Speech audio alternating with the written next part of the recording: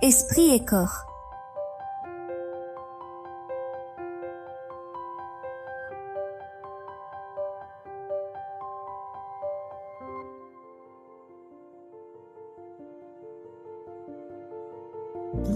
Un scientifique de Phoenix, en Arizona, veut prouver une théorie.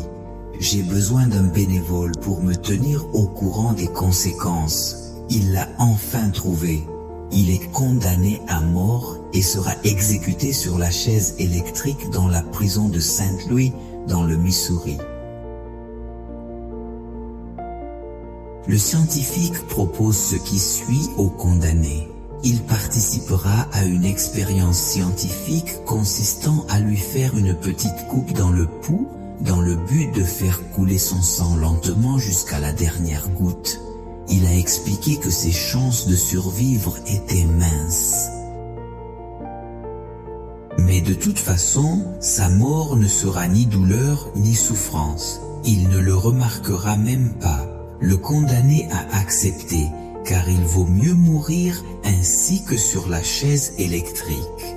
Ils l'ont mis sur une civière et l'ont attaché pour qu'il ne puisse pas bouger.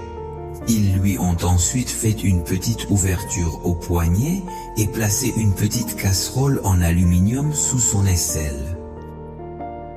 La blessure était superficielle, avec seulement la première couche de sa peau, mais c'était suffisant pour le convaincre que la veine sous son lit avait vraiment été coupée.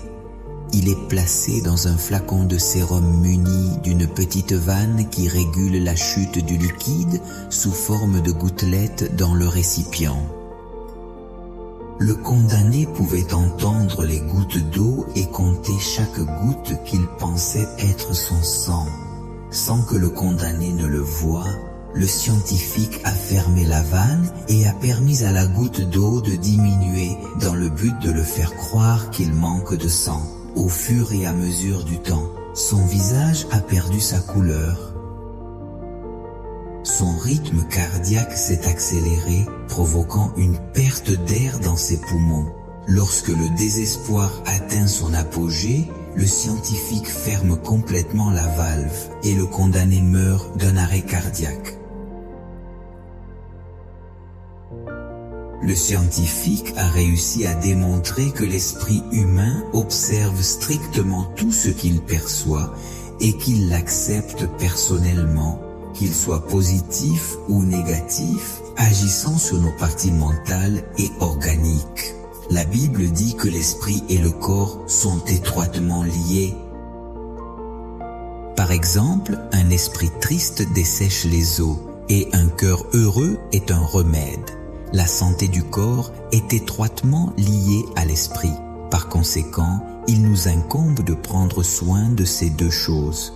Vous ne pouvez pas profiter d'une bonne santé uniquement avec les choses matérielles, la famille, la carrière et le succès, mais en même temps, nous avons des problèmes écrasants, des rêves brisés, des émotions épuisées.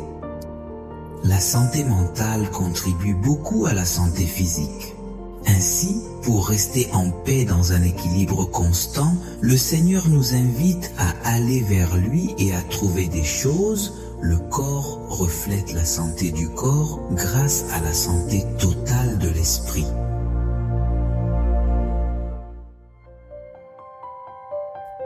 Proverbe 17, 22 enseigne: un cœur joyeux est un excellent remède, mais la tristesse dessèche les os. Generate by AI.